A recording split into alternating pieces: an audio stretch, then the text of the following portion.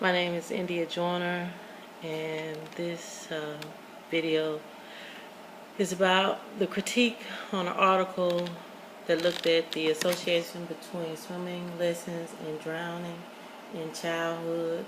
It was a case control study, and a case control study is similar to a backwards design. You start with the outcomes, and you work your way back to the whatever incident that happened that caused the outcome. And this case study dealt with drowning victims. The cases came from different counties in North Carolina, Maryland, New York, Texas, and the cases specifically were children ages 1 to 19, which were all deceased. They were identified from the coroners and the medical examiner between the mid-2003 and 2005. Jurisdictions included Maryland, North Carolina, 14 districts in Florida, 3 counties in California, 1 in Texas, and 1 in New York. These were all adolescents age which ranged from 1 to 19, and they had all drowned, were victims of unintentional drowning. Also, there were interviews conducted with the 88 families of kids who drowned, and also 213 controls were interviewed as for the control group. Unintentional drowning is a recognized health epidemic. The World Health Organization, also known as WHO, estimated in 2002 that nearly 900,000 children under the age of 15 died as a result of unintentional injury. However, and between 1999 and 2010, in the United States alone, nearly 50,000 children died from drowning alone in the United States. This on average is more than 4,000 deaths a year, and which is approximately 10 deaths a day.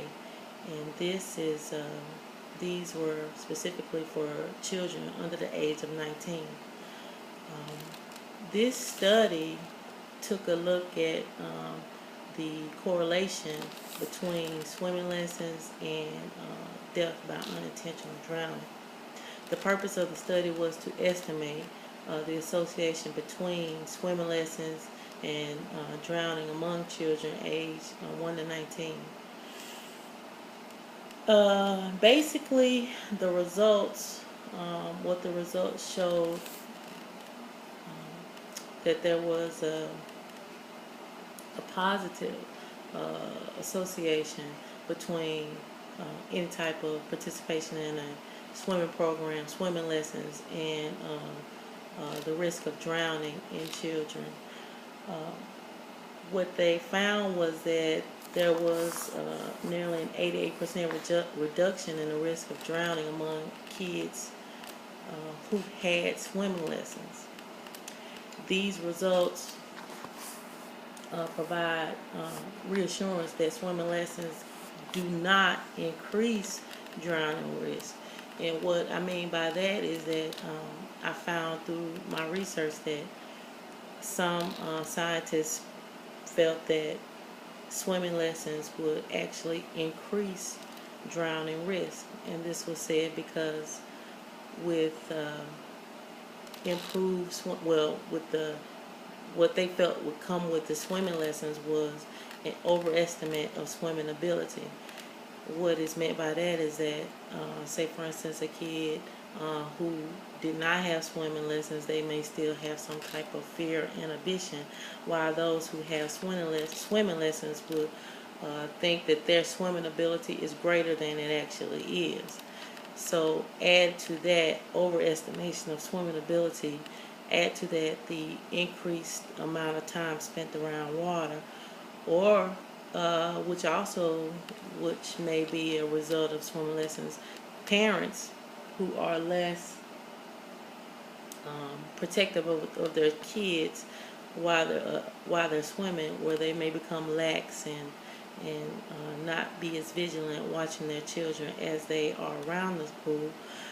Many researchers felt that these combination of different events would, in fact, add to a higher number of drowning rates in kids.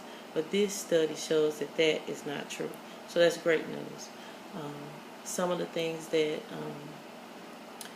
also are looked at by the study that I'm participating in would be the issue as personal personal ability in swimming.